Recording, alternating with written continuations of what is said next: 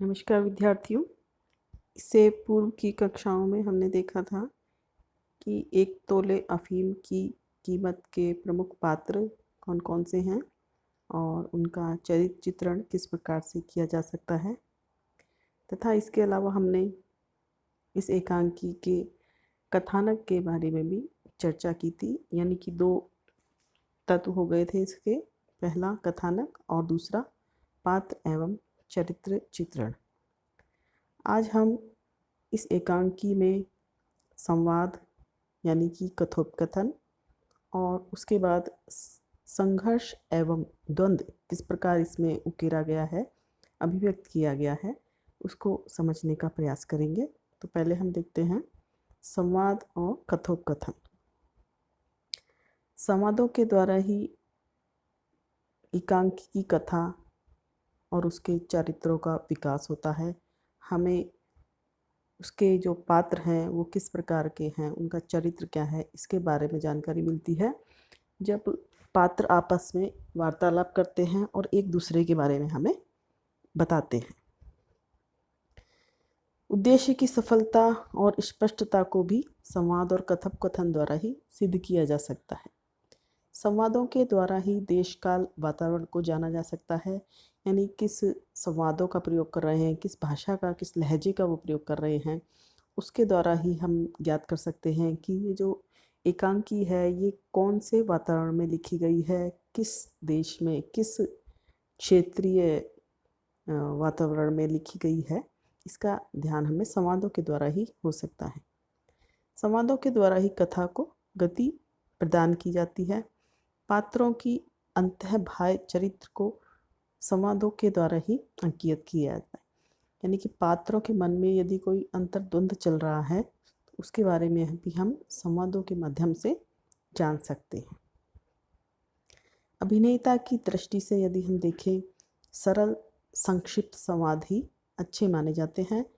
यह बोलने वाले के लिए तथा दर्शक देखने वाले के लिए और पाठकों के लिए सुगम सहज होते हैं, जबकि बड़े बड़े संवाद जो है वो एक बोरियत सी उत्पन्न करते हैं और फिर एक रुचि को जो है वो उसमें कम कर देते हैं। एक एक पृष्ठ के, 1.5 पृष्ठ के यदि संवाद होंगे तो निश्चित रूप से दर्शकों की, पाठकों की जिज्ञासा जो है, रुचि जो है वो एकांकी में कम हो जाती है। इसलिए छोटे छोटे संक्षिप्त संवाद एकांकी के लिए अच्छे माने जाते हैं। कृत्रिमता संवादों का सबसे बड़ा दोष है, यानी कि सहज सरल लगने चाहिए। हमें ऐसा नहीं लगे कि संवाद जो है वो बनावटी है। कुल मिलाकर हम कह सकते हैं कि संवाद ऐसे होने चाहिए जो न केवल लेखक के मंतव्य को स्पष्ट करें बल्कि दर्शकों को भी तल्लीन बनाकर प्रभावित करें, उसको लगातार उस एकांकी से दर्शकों को जोड़े रखें। यदि हम संवाद कथोपकथन को एकांकी एक तोले अफीम की कीमत के संदर्भ में तोलने का प्रयास करें तो इसके जो संवाद हैं पात्रों के अनुकूल हैं।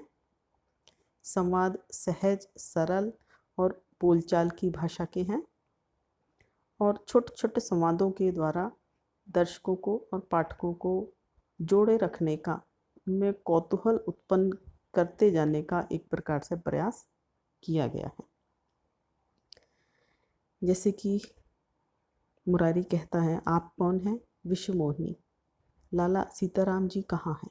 मुरारी, बाहर गए हैं। विश्व मोहिनी, बाहर गए हुए हैं। सोचते हुए कुछ धीरे, अच्छा है वे नहीं हैं। मुरारी, अच्छा है वे नहीं हैं, क्या मतलब?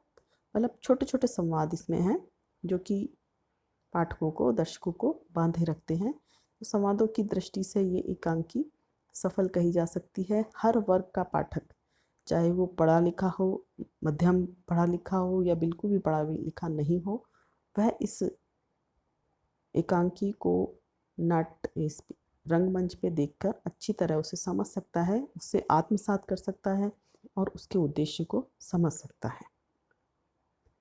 अब यदि हम बात करें द्वंद्व या संघर्ष, द्वंद्व या संघर्ष एकांकी के लिए आवश्यक होता है। इसी से पाठकों के मन में जिज्ञासा, कौतूहल बरकरार रहता है। जीवन जैसे कि जानते हैं हम सब अनेक प्रकार के अंतःबाह्य द्वंद्वों एवं संघर्षों से जुड़ा होता है। कभी इंसान बाह्य व्यक्तित्व के साथ द्वंद्व करता है, कभी वह द्वंद्व उसके मन ही मन में चल रहा होता है। अतः एकांकी के अनिवार्य तत्व के रूप में द्वंद्व या संघर्ष को स्वीकार किया जाता है। इससे कथा को स्पष्टीकरण तो मिलता ही है, साथ ही पात्रों के चरित्र विकास में भी सहायता मिलती है। संघर्ष के द्वारा एकांकी में सहज नाटकीयता, द्रुतता यानी तेजी, तीव्रता का समावेश किया जा सकता है। इससे एकांकी में विश्वसनीयता उत्पन्न होती है, यानी कि द्वंद्व या संघर्ष जो है वो एकांकी के लिए महत्वपूर्ण माना जाता है। अब यदि हम इसकी समीक्षा करें, हमारे जो प्रथम एकांकी है डॉक्टर राम कुमार वर्मा की 1 तोले अफीम की कीमत के परिप्रेक्ष्य में, तो एकांकीकार डॉक्टर वर्मा ने एकांकी में पात्रों और घटनाओं के द्वारा द्वंद्व एवं संघर्ष का समावेश किया है। प्रमुख पात्र मुरारी में यह द्वंद्व एवं संघर्ष देखने को मिलता है। उसके मन में आंतरिक द्वंद्व भी चल रहा है अपने पिता को लेकर, वर्तमान परिस्थितियों को लेकर। उसके पिता जो उस पर दबाव डाल रहे हैं, उससे कह रहे हैं और चाहते हैं कि वो एक दहेज के लिए एक अनपढ़ लड़की से विवाह के लिए राजी हो जाए। तो ये अंतर ही अंदर जो उसके मानसिक द्वंद्व चल रहा है, उसकी अभिव्यक्ति एकांकी में की गई है। वह एक तरफ पिता के वचन और स्वयं के सिद्धांतों के बीच फंसा हुआ है। इन बातों को सोचते हुए उसका मानसिक द्वंद्व एवं तनाव जो है हमें स्पष्ट रूप से दिखाई देता है जब वह लाला सीताराम के नौकर रामदीन से बात करता है मुरारी, और अपने विचार व्यक्त करता है। और रामदीन के जाने के बाद वह मन ही मन कई बातें सोचता है, जिसकी भी इस एकांकी में अभिव्यक्ति की गई है। तो उससे हमें उसके आंतरिक द्वंद्व का पता चलता है।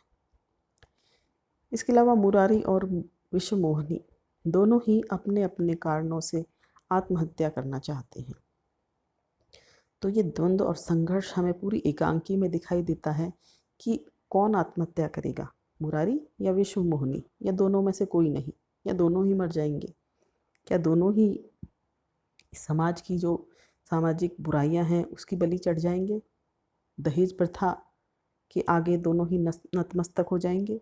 दोनों ही दहेज प्रथा से प्रभावित हो रहे हैं, तो क्या वो उसका सामना कर पाएंगे? क्या उनकी जीत होगी? पाठक पूरे एकांकी में यह सोचता रहता है, यानी कि एक द्वंद्व, एक संघर्ष हमें संपूर्ण एकांकी में दिखाई देता है। ये सभी घटनाएं एकांकी में द्वंद्व एवं संघर्ष का समावेश करती हैं और पूरी एकांकी में दर्शकों एवं पाठकों में जिज्ञासा और कौतूहल बनाए रखती हैं।